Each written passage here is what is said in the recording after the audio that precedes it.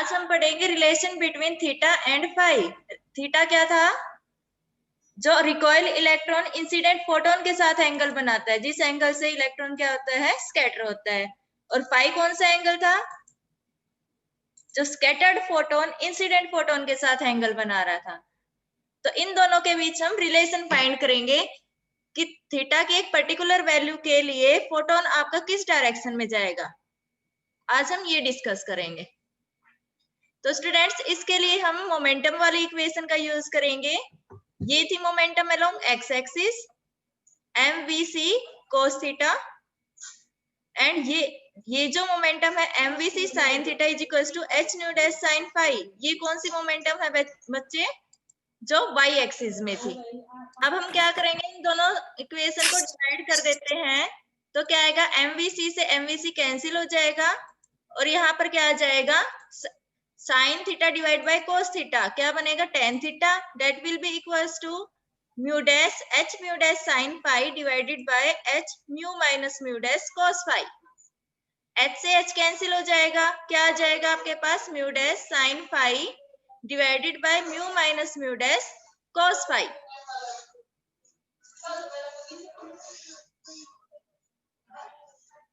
यहां से क्या है स्टूडेंट्स, यहां से हम म्यू डैश कॉमन लेते हैं टू कैंसिल आउट द, जो ऊपर वाला म्यू डैश है उसको कैंसिल करने के लिए हम क्या करेंगे, डिनोमिनेटर से म्यू डैश कॉमन लेते हैं। तो क्या हो जाएगा यहाँ पर, mu by mu dash minus cos phi.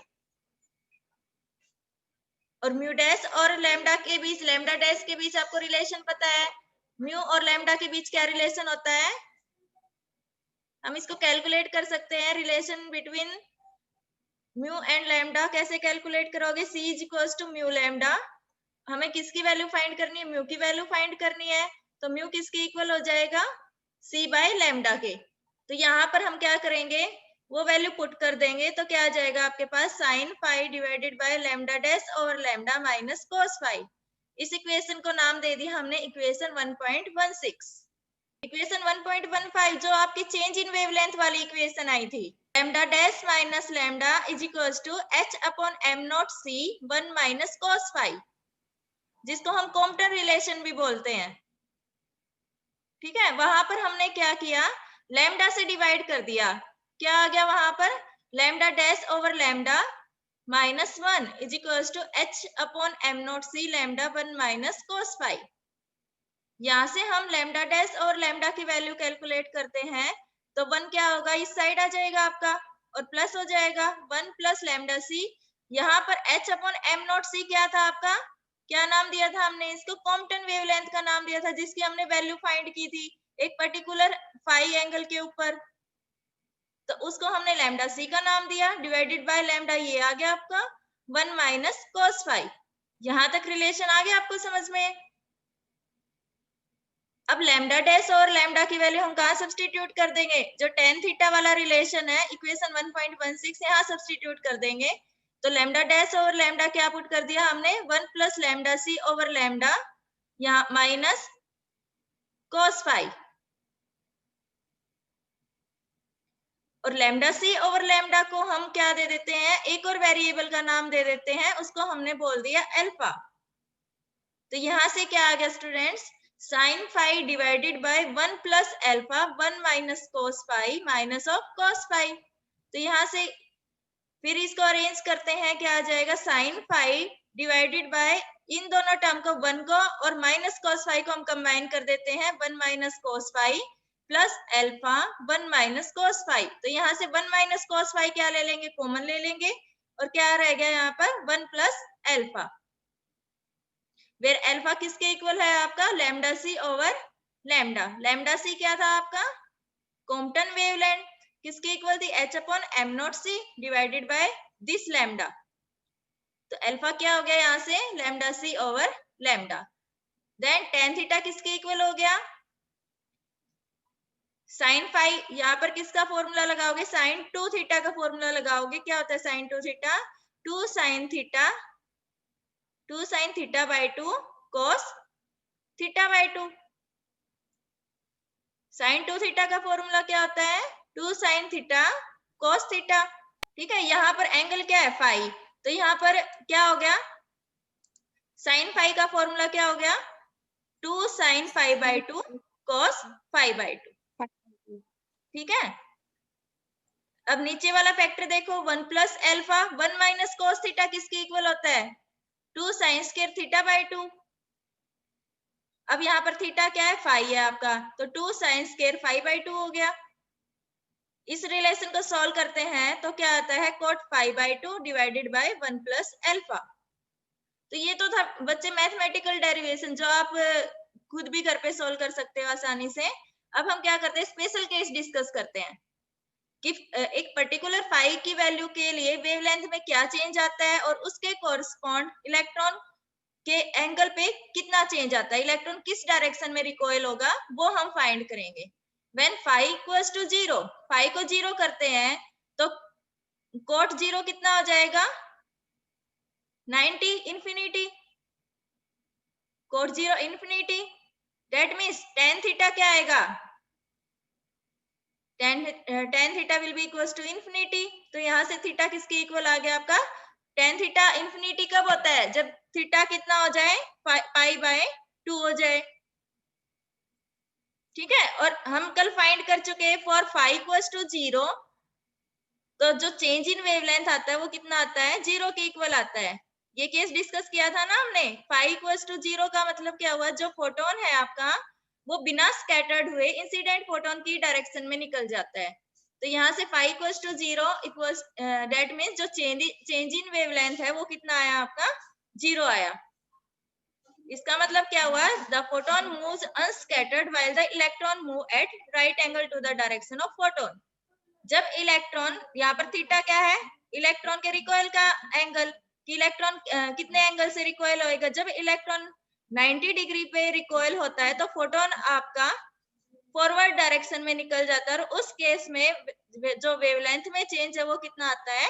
0 आता है। मींस वेवलेंथ आपकी चेंज होती ही नहीं। तो lambda dash equals to lambda. अब हम क्या करते हैं? फाई को पाई बाय 2 पुट करते हैं, तो कोट पाई यहाँ पर पुट करोगे कितना बनेगा? Cot pi by 4। Cot pi by 4 कितना होता है? 1। तो यहाँ से इक्वेशन tan थीटा की इक्वेशन क्या बनी आपकी? पुट करो, tan theta will be equals to 1 by 1 plus lambda 1 plus alpha. तो यहाँ पर हम थीटा की वैल्यू कैलकुलेट करते हैं, तो यहाँ पर देखो tan theta is always positive 1/1 plus alpha. तो ये क्वांटिटी हमेशा क्या रहेगी? पॉजिटिव रहेगी। tan थीटा पॉजिटिव कब रहता है? In between 0 and 90 degree. तो थीटा किसके बीच लाई करेगा आपका? यहाँ पर 0 और 90 डिग्री के बीच लाई करेगा। तो डेल्टा लैम्डा इस केस में कितना आता है? 0 और 90 के लिए कल हम कैलकुलेट कर चुके थे। H/m0c आया था आपका 0.0242 एंगस्ट्रॉन। तो इसका मतलब क्या हुआ? जब फोटोन आपका 90 डिग्री से स्कैटर होता है इंसिडेंट फोटोन की तो क्या होगा? चेंज इन वेवलेंथ कितना आएगा? 0.024 एंगस्ट्रॉन। जबकि जो इलेक्ट्रॉन है वो कितने एंगल से रिकॉइल हो जाएगा? Theta equals to 0 and pi by 2, इस एंगल के बीच क्या हो जाएगा? वो रिकॉइल हो जाएगा। अब पाई को पाई पुट करते हैं तो यहाँ से क्या आएगा? Coat pi by 2। Coat pi by 2 क्या होता है? 0। कोस बाय साइन करेंगे, कोस 90 कितना हो जाएगा? 0। तो यहाँ से कोट पाई बाय 2 भी कितना हो गया? 0। तो उस केस में जो tan थीटा है आपका वो कितना हो जाएगा? 0। tan थीटा 0 का मतलब थीटा इक्वल्स टू 0। तो यहाँ से डेल्टा लैम्डा आप कैलकुलेट कर चुके थे कल। फाई इक्वल्स टू पाई के लिए वो आया था आपका 0.0484 एंगस्ट्रॉन, यानी कि जो वेवलेंथ में चेंज आता है फॉर फाई इक्वल्स टू पाई के लिए वो कितना क्या है? मैक्सिमम चेंज आता है। इसका मतलब क्या है? Phi equals to pi means जो इंसिडेंट फोटोन है वो तो आपका फॉरवर्ड डायरेक्शन में निकल जाता है, और जो स्कैटर्ड फोटोन है वो कितने एंगल से स्कैटर होता है? बैकवर्ड डायरेक्शन में 180 डिग्री से क्या हो जाएगा? स्कैटर्ड हो जाएगा। इसका मतलब क्या हुआ? जो वेवलेंथ में चेंज मिलता है हमें वो मैक्सिमम किस पे मिलता है हमें? Phi equals to pi and theta equals to 0 degree के लिए। अब हम स्टूडेंट्स रिलेशन फाइंड करेंगे kinetic energy of recoil electron in term of photon scattering angle alpha. Kinetic energy को अल्फा की टर्म में निकालेंगे हम। अब हमें पता है, देखो बच्चों, काइनेटिक एनर्जी निकालनी है हमें इलेक्ट्रॉन की इन term of photon scattering angle alpha. Initially जो इलेक्ट्रॉन था वो क्या था आपका, रेस्ट में था, मेटल सरफेस के अंदर रेस्ट में था, ठीक है, और फ्री टू मूव, और मेटल सरफेस के अंदर फ्रीली मूव कर सकता था वो, ठीक है। इनिशियली जो उसकी एनर्जी है, एज वो क्या था, इलेक्ट्रॉन रेस्ट में था, तो इनिशियली उसकी एनर्जी कितनी थी, m0c²। जब फोटोन उसे स्ट्राइक करता है तो वो क्या करता है, अपनी एनर्जी का कुछ पार्ट उस इलेक्ट्रॉन को दे देता है, और इलेक्ट्रॉन क्या करता है, उस पार्ट ऑफ एनर्जी को किसमें यूज कर लेता है, अपनी काइनेटिक एनर्जी की टर्म में यूज कर लेता है। तो जो डिक्रीज और जो फोटोन है वो डिक्रीज एनर्जी से क्या हो जाता है, स्कैटर्ड हो जाता है। तो फोटोन की जो एनर्जी डिक्रीज हुई वो इलेक्ट्रॉन ने किस में यूज कर ली, काइनेटिक एनर्जी में यूज कर ली। तो फोटोन क्या हो जाएगा, लेस एनर्जी से क्या हो जाएगा, एमिट होगा। तो एनर्जी, जो फोटोन की जो एनर्जी का डिक्रीज हुआ वो किसके इक्वल हो जाएगा, आपका इलेक्ट्रॉन ने उस कितनी एनर्जी गेन की उसके इक्वल हो जाएगा। तो जो काइनेटिक एनर्जी ऑफ इलेक्ट्रॉन है वो किसके इक्वल हो जाएगी, फोटोन ने जितनी एनर्जी उसको प्रोवाइड की, कितनी प्रोवाइड की, m c², उसमें से m0 उसके पास रेस्ट में था तब थी, तो कितनी एनर्जी हो जाएगी, m - m0c²। तो जो डिक्रीज इन काइनेटिक, जो डिक्रीज इन एनर्जी है इंसिडेंट फोटोन की, वो किसके इक्वल हो जाएगी, energy gain by the electron.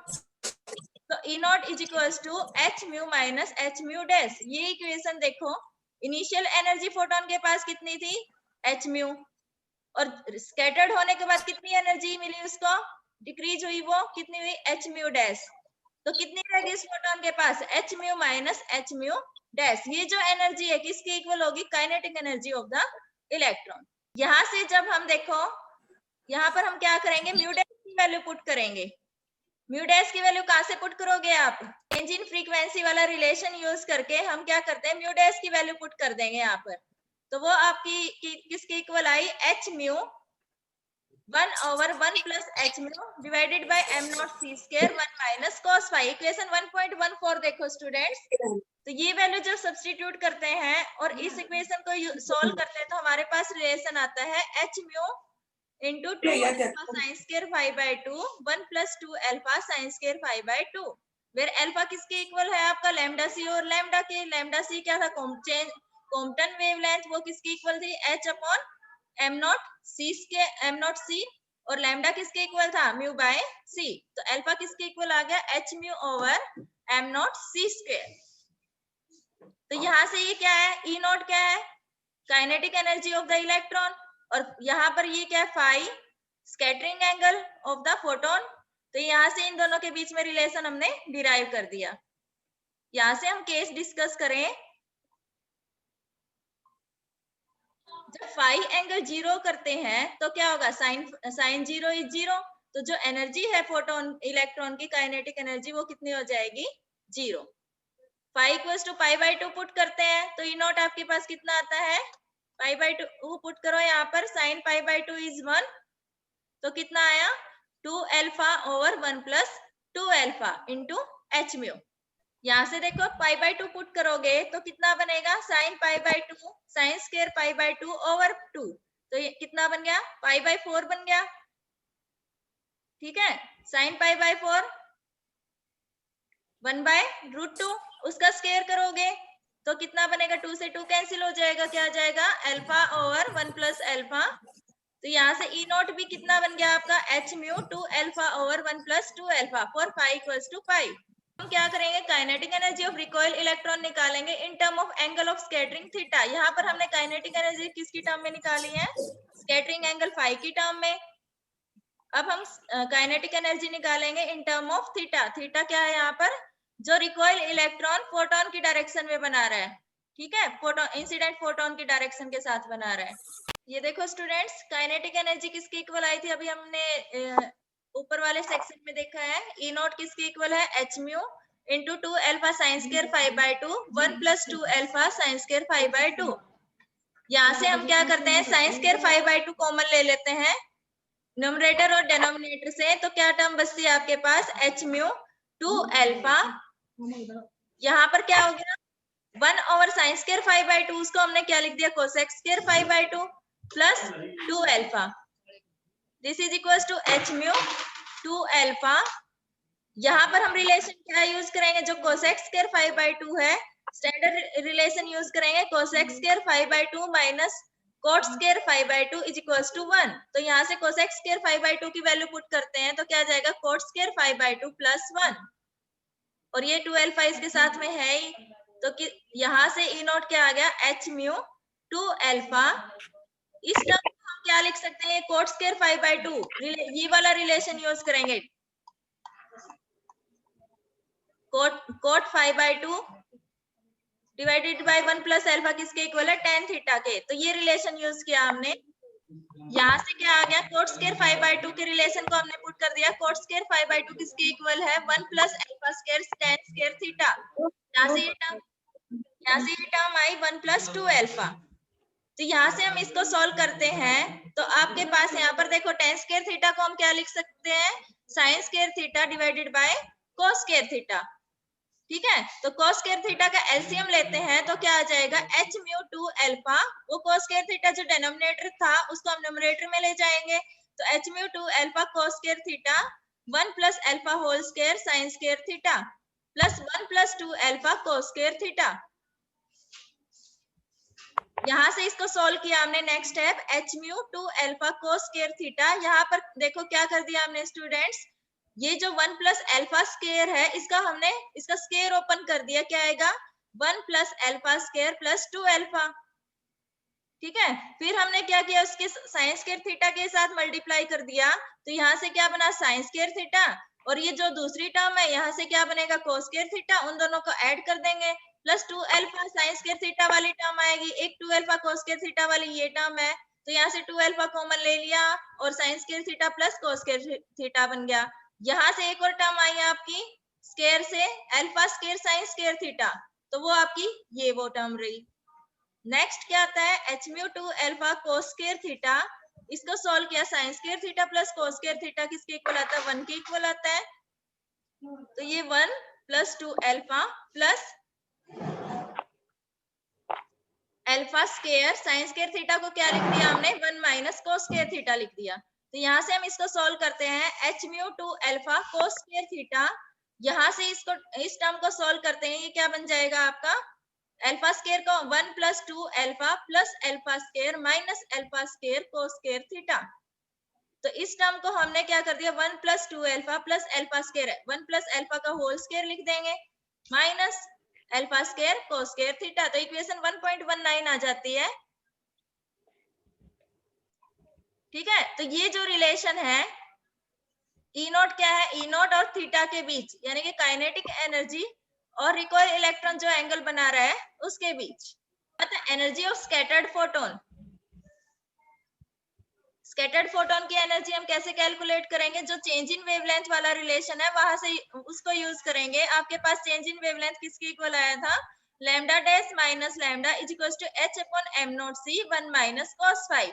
तो जो लैम्डा वाली टर्म है, लैम्डा को हम क्या करेंगे राइट साइड में ले जाते हैं, तो किसके इक्वल आ जाता है, lambda dash equal to lambda plus h upon am not C 1 minus cos 5। ये तो लैम्डा डैश की टर्म में है, अगर हम इसको फ्रीक्वेंसी की टर्म में लिखें तो फ्रीक्वेंसी किसकी इक्वल हो जाएगी, mu dash c by lambda dash is equal to c over lambda plus h upon am not C 1 minus cos 5। यहाँ से क्या आता है, mu dash is equal to, यहाँ से लैम्डा कॉमन ले लेंगे तो सी बाय लैम्डा, यहाँ पर क्या रह जाएगा 1 plus h upon am not c lambda 1 minus cos 5। Equation 1.20 आ जाता है। सी बाय लैम्डा आपको पता ही है किसके इक्वल होता है, फ्रीक्वेंसी म्यू के इक्वल होता है, और h upon am not c lambda that is alpha के इक्वल होता है। तो यहाँ से क्या आ जाएगा 1 प्लस अल्फा 1 माइनस कॉस 5। ठीक है, दोनों तरफ हम h से मल्टीप्लाई करें क्योंकि हमें एनर्जी निकालनी है। एनर्जी क्या होती है, h mu dash is equal to h mu 1 plus alpha 1 minus cos 5। This is equal to h mu 1 plus 2 alpha, इसको हम 1 माइनस कॉस 5 को क्या लिख सकते हैं, 2 साइन स्क्वायर 5/2। तो इक्वेशन 1.21 आ जाती है। तो ये था बच्चा energy of the scattered photon कि जो स्कैटर्ड फोटोन है उसने अपनी कितनी एनर्जी इलेक्ट्रॉन को दी और उसके बाद वो कितनी एनर्जी से स्कैटर हुआ, यानी कि decrease in energy of the scattered photon. अब आता है student experimental verification of Compton effect. Experimentally कैसे वेरीफाई किया गया था स्टूडेंट्स? कॉम्पटन ने अपनी थ्योरी दे दी थी, फिर उसको एक्सपेरिमेंटली वेरीफाई करने के लिए दो साइंटिस्ट आए थे, बोथ एंड गीगर। 1925 में उन्होंने एक एक्सपेरिमेंट किया और उस एक्सपेरिमेंट में उन्होंने कॉम्पटन इफेक्ट को वेरीफाई किया। तो स्टूडेंट्स अगर कॉम्पटन इफेक्ट ट्रू है तो उसके लिए क्या होना चाहिए, इलेक्ट्रॉन और जो फोटोन है वो एक साथ साइमल्टेनियसली क्या होने चाहिए, एमिट होने चाहिए। जब एक्सरे फोटोन क्या होता है, उन जो सब्सटेंस है उसके ऊपर स्कैटर करेगा तो क्या होगा, जो रिकॉइल इलेक्ट्रॉन है और जो स्कैटर्ड फोटोन है वो एक साथ एमिट होने चाहिए। तो इसके लिए उन्होंने एक एक्सपेरिमेंट कंडक्ट किया। इस एक्सपेरिमेंट में उन्होंने क्या किया, एक चैम्बर लिया, उस चैम्बर में दो काउंटर रखे, एक था फोटोन काउंटर और एक था electron counter. Photon counter photon को काउंट करेगा और इलेक्ट्रॉन काउंटर इलेक्ट्रॉन को काउंट करेगा। और इस चैम्बर में उन्होंने हाइड्रोजन गैस को फिल कर दिया, ठीक है, और एक चैम्बर को उन्होंने क्या कर दिया, प्लेटिनम फॉयल से क्या कर दिया, कोट कर दिया, जिससे जो फोटोन काउंटर है, फोटोन काउंटर को प्लेटिनम फॉयल से उन्होंने क्या कोट कर दिया था। तो जो फोटोन काउंटर है उसके अंदर सिर्फ फोटोन जाएंगे और इलेक्ट्रॉन क्या हो जाएंगे, एब्जॉर्ब हो जाएंगे। और जो इलेक्ट्रॉन काउंटर है वो सिर्फ इलेक्ट्रॉन को काउंट करेगा, ठीक है। और ये दोनों काउंटर इस तरीके से रखे गए थे, जब एक्सरेज को हम फोल्ड करते हैं तो वो दो परपेंडिकुलर कंपोनेंट में डिवाइड हो जाता है। दो कंपोनेंट में यहाँ से दिखाई दे रहे हैं, एक्सरे इंसिडेंट करते हैं तो एक कंपोनेंट इसका फोटोन के साथ फोटोन काउंटर में जा रहा है और एक कंपोनेंट इसका इलेक्ट्रॉन काउंटर में जा रहा है, ठीक है। तो ये क्या था, उसका एक्सपेरिमेंटल सेटअप था। तो उसने इस एक्सपेरिमेंटल सेटअप में क्या देखा, जब एक्सरे को हम फोल्ड करते हैं इस काउंटर के ऊपर तो जो हाइड्रोजन गैस है वो आयनाइज हो जाती है। एक्सरे के साथ इंटरेक्ट करने के बाद जो हाइड्रोजन गैस है वो आयनाइज हो जाएगी। आयनाइज होगी तो क्या होंगे, सेकेंडरी इलेक्ट्रॉन प्रोड्यूस होंगे।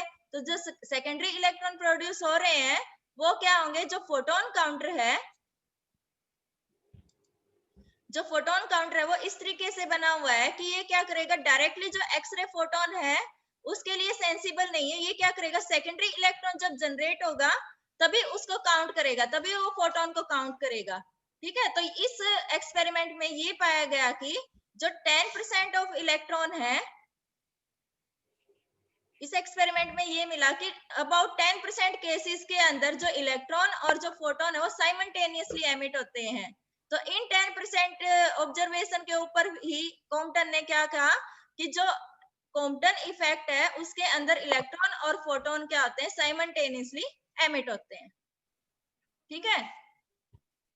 अब जो कॉम्पटन इफेक्ट है उसको हम विजिबल लाइट के लिए ऑब्जर्व नहीं कर सकते, क्यों, क्योंकि कॉम्पटन इफेक्ट की कंडीशन है जो इलेक्ट्रॉन है आपका with in the metal surface वो क्या होना चाहिए, मेटल सरफेस में रेस्ट में होना चाहिए और क्या हो, free to move within the metal surface. और मेटल सरफेस के अंदर क्या होना चाहिए, फ्री होना चाहिए। तो वो कैसे पॉसिबल है, जब हम क्या करेंगे, हाई एनर्जी की रेडिएशन को फॉल करेंगे तो जो इलेक्ट्रॉन का बाइंडिंग फोर्स है वो क्या करे, जो बाइंडिंग फोर्स को ओवरकम कर दे, ठीक है। इलेक्ट्रॉन का आयनाइजेशन पोटेंशियल कितना होता है मेटल सरफेस के ऊपर, हमने स्टार्टिंग में कंडीशन डिस्कस की थी। जो इस केस में जो हम रेडिएशन को इंसिडेंट करेंगे वो हाई एनर्जी की होनी चाहिए, तभी आपको कॉम्पटन इफेक्ट ऑब्जर्व होगा, अदरवाइज कॉम्पटन इफेक्ट ऑब्जर्व नहीं होगा, ठीक है। जो इंसिडेंट रेडिएशन है वो हाई एनर्जी की होनी चाहिए। हाई एनर्जी की होंगी तो जो इलेक्ट्रॉन है उसको हम ट्रीट कर सकते हैं मेटल सरफेस के अंदर एज फ्री पार्टिकल।